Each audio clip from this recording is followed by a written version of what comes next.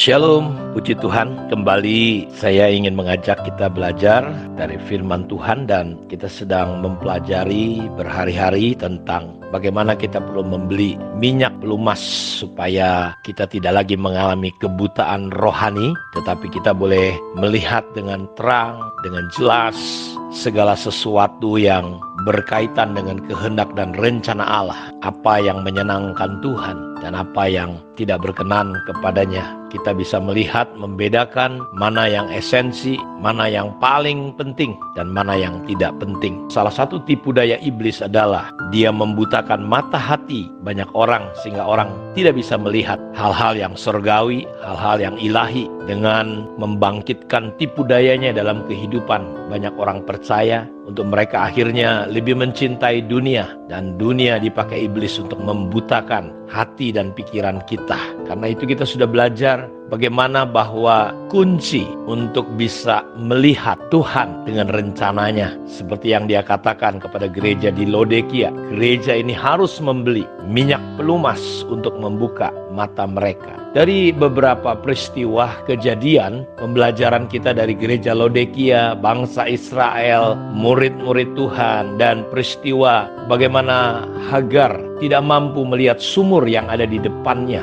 Dia cuma bisa menangis sampai Tuhan membuka mata daripada Hagar sehingga dia melihat ternyata ada sumur, ada penyediaan Tuhan. Ketika hamba Elisa mulai ketakutan melihat tentara Aram yang begitu besar, Elisa berdoa, dan ketika dia minta untuk Tuhan membuka mata hati hambanya ini, maka hambanya itu bisa melihat sebuah penglihatan, sesuatu yang luar biasa. Ternyata yang menyertai mereka jauh lebih banyak dari yang menyerang mereka. Karena itu Bapak Ibu perhatikan baik-baik, kita butuh kasih karunia Tuhan, butuh tindakan dari Tuhan untuk membuka mata kita. Sebab kalau Tuhan tidak menolong kita, campur tangan membuka hati kita, kita akan mengalami kesulitan untuk bisa berjalan dalam rencana dan kehendak Tuhan. Orang Israel melihat Tuhan dalam perbuatan-perbuatannya, tetapi kepada Musa Tuhan menunjukkan jalan-jalannya. Karena itu bagaimana caranya kita bisa mengalami di mana Tuhan boleh membuka mata hati kita. Jadi dari beberapa peristiwa dan kejadian, kita melihat bahwa ada unsur yang namanya doa. Elisa berdoa untuk hambanya. Jadi Yesus naik ke surga, salah satu hal yang dia kerjakan duduk di sebelah kanan Allah Bapa adalah bersyafaat, berdoa untuk kita, untuk gerejanya, supaya kita mampu melihat apa yang menjadi kehendak dan rencananya. Poin yang pertama adalah kita perlu berdoa, kita perlu kasih karunia, dan kasih karunia akan terjadi ketika kita minta kemurahan dan anugerah Tuhan dengan sikap hati yang benar, yaitu dengan berdoa. Dan doa adalah kita menyadari bahwa kita tidak bisa berbuat apa-apa karena kita tidak bisa dan menguasai, mengkontrol kehidupan ini. Makanya kita berdoa. Karenanya di dalam Efesus pasal 1 ayat 15-18 Rasul Paulus berdoa, "Karena itu setelah aku mendengar tentang imanmu dalam Tuhan Yesus dan tentang kasihmu terhadap semua orang kudus, aku pun tidak berhenti mengucap syukur karena kamu, dan aku selalu mengingat kamu dalam doaku dan meminta kepada Allah Tuhan kita Yesus Kristus, yaitu Bapa yang mulia itu, supaya ia memberikan kepadamu roh hikmat dan wahyu untuk mengenal dia dengan benar, dan supaya ia menjadikan mata hatimu terang, agar kamu mengerti pengharapan apakah yang terkandung dalam panggilannya, betapa kayanya kemuliaan bagian yang ditentukannya bagi orang-orang kudus." Kita melihat bahwa salah satu kunci atau cara untuk kita punya kemampuan bisa melihat rencana dan kehendak Tuhan, mata rohani kita tidak buta, perlu dibuka oleh Tuhan. Dan Rasul Paulus berdoa supaya Tuhan memberikan roh hikmat dan wahyu kepada gereja di Efesus, sehingga mereka memiliki pengenalan yang benar tentang Allah. Terjadilah di situ supaya mata hatimu menjadi terang. Kunci mata hati kita menjadi terang adalah ketika kita bertumbuh, berproses mengenal Allah.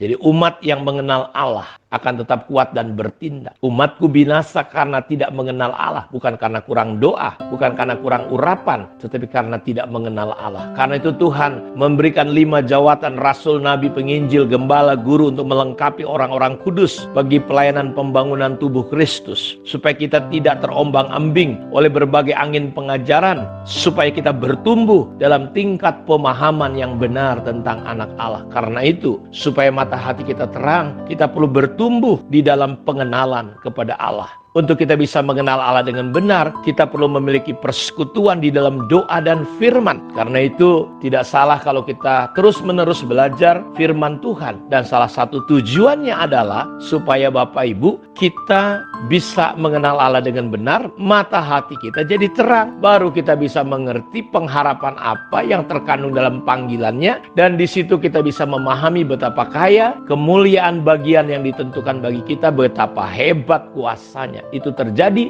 dan kita bisa melihat ketika kita bertumbuh, diberi roh hikmat dan wahyu dalam tingkat pengenalan akan Allah. Karena itu poin yang pertama, bangunlah hubungan persekutuan yang paling intim dengan Tuhan. Andalkanlah Tuhan, berserah bergantunglah kepada Tuhan. Milikilah hati yang lapar, haus dan percaya kepada Tuhan. Ini yang pertama, supaya kita bisa melihat jelas. Yang kedua, saya ajak saudara melihat sebuah peristiwa tentang Musa. Ibrani 11 ayat 24-27. Karena iman maka Musa setelah dewasa menolak disebut anak putri Firaun, karena ia lebih suka menderita sengsara dengan umat Allah daripada untuk sementara menikmati kesenangan dari dosa. Ia menganggap penghinaan karena Kristus sebagai kekayaan yang lebih besar daripada semua harta Mesir, sebab pandangannya ia arahkan kepada upah. Karena iman maka ia telah meninggalkan Mesir dengan tidak takut akan murka raja. Ia bertahan sama seperti ia melihat apa yang tidak kelihatan. Jadi iman salah satu kunci untuk mata rohani kita bisa melihat yang tidak kelihatan. Karena iman, Musa rela meninggalkan Mesir, kekayaan, kemegahan dia tinggalkan. Kenapa? Karena dia mampu melihat kekekalan. Dan iman yang menolong Musa untuk bisa melihat kekekalan, untuk bisa Musa melihat yang tidak kelihatan. Karena itu, selain doa dan persekutuan dalam firman, yang kedua adalah kita perlu memiliki iman. Iman timbul hanya dari mendengar firman, bukan karena apapun. Iman timbul dari mendengar firman. Karena itu membuka mata hati kita. Kalau kita pelajari dalam kitab Ibrani pasal 11, tokoh-tokoh iman, mereka rela mati, menderita. Kenapa? Karena mereka mampu melihat, tidak secara daging, tidak secara lahiriah, tapi mereka mampu melihat kekekalan, melihat yang tidak kelihatan. Mereka bisa melihat jauh melebihi dari perkara-perkara jasmani. Karena itu milikilah iman, supaya saudara, kita semua mampu melihat yang tidak kelihatan. Kita melihat kekekalan itu melebihi apapun. Makanya Rasul Paulus berkata, aku tidak tawar hati, tidak susah, walaupun manusia lahiriahku semakin merosot, namun manusia batiniahku terus bertumbuh. Kenapa? Sebab aku tidak memperhatikan yang kelihatan, karena yang kelihatan sementara dan yang tidak kelihatan itu kekal. Itulah salah satu rahasia kunci bagaimana mata kita bisa terbuka adalah dengan iman kita. Karena itu saya berdoa, biarlah saudara memiliki persekutuan intim dengan Tuhan dalam doa dan firman, dan saudara bertumbuh dalam pengenalan akan Allah, dan iman saudara bertumbuh semuanya. Tuhan memberkati kita semua. Shalom.